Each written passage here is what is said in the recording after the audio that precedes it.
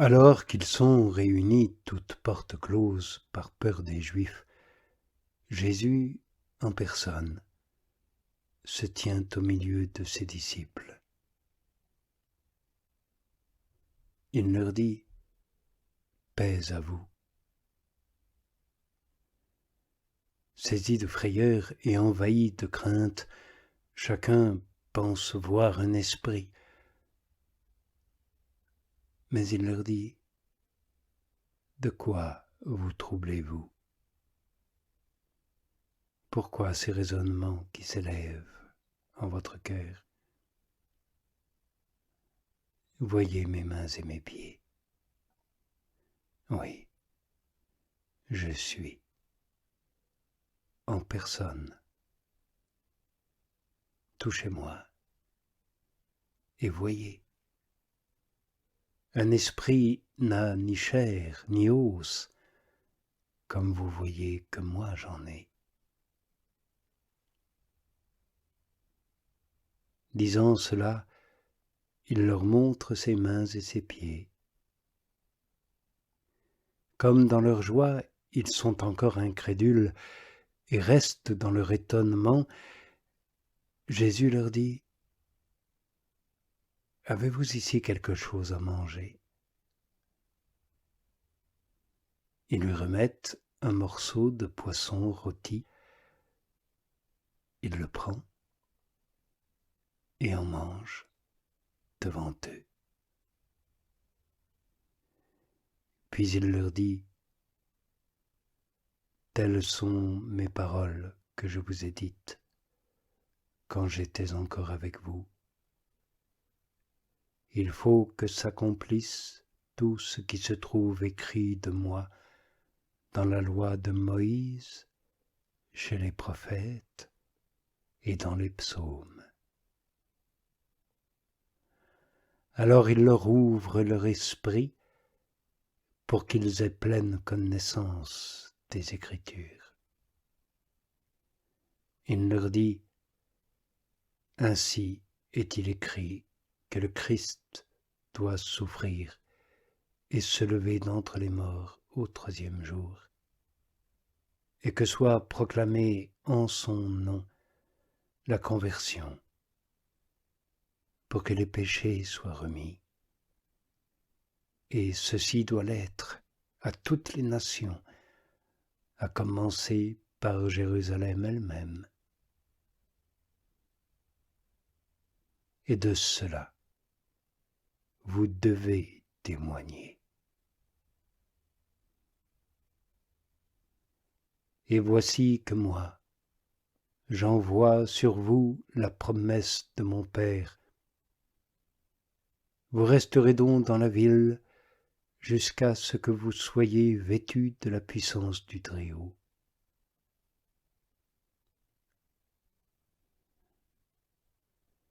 Après cela, Jésus se manifeste aux disciples de nouveau sur la mer de Tibériade.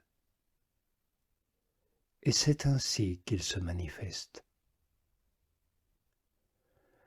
Sont ensemble Simon-Pierre, Thomas, appelé Didyme, ce qui traduit se dit jumeau, Nathanaël de Cana en Galilée, les fils de Zébédée et 2 autres de ses disciples. Simon-Pierre leur dit : « Je vais pêcher. »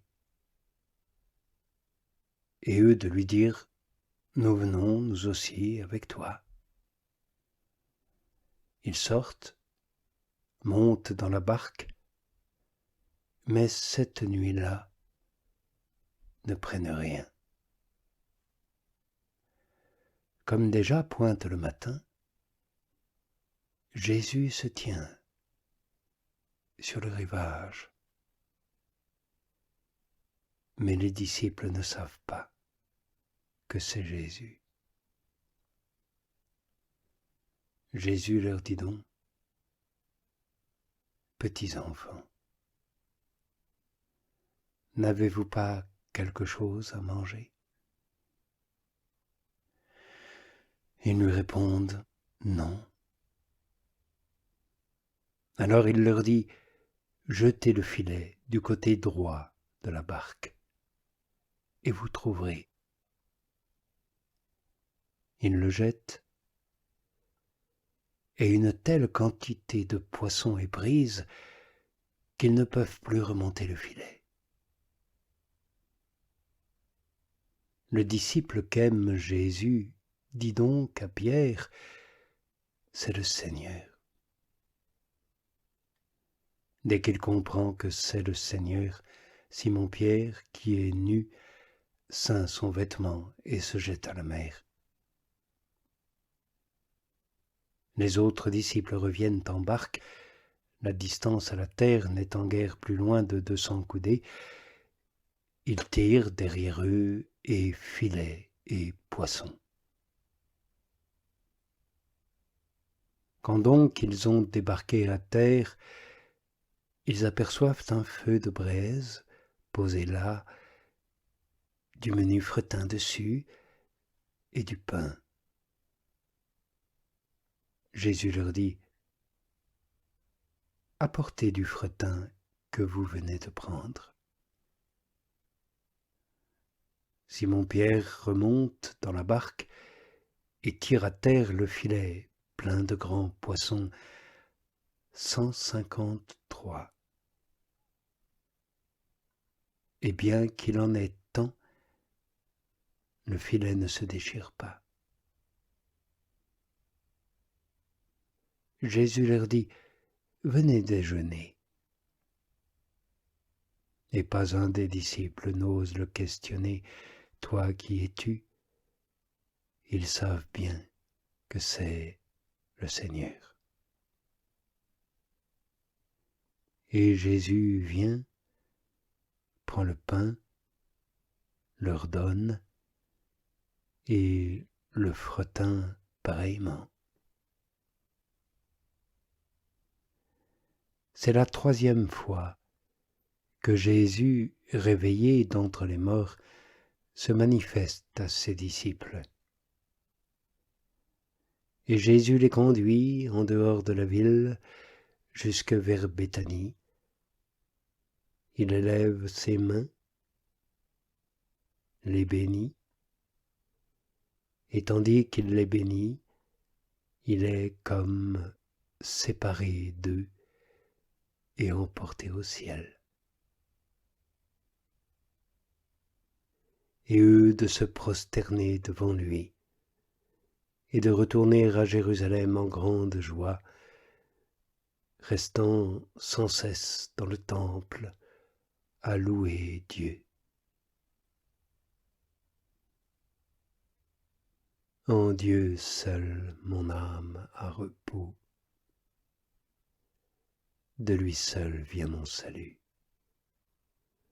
Lui seul est mon roc, mon salut, lui seul est ma citadelle. Je ne serai plus ébranlé.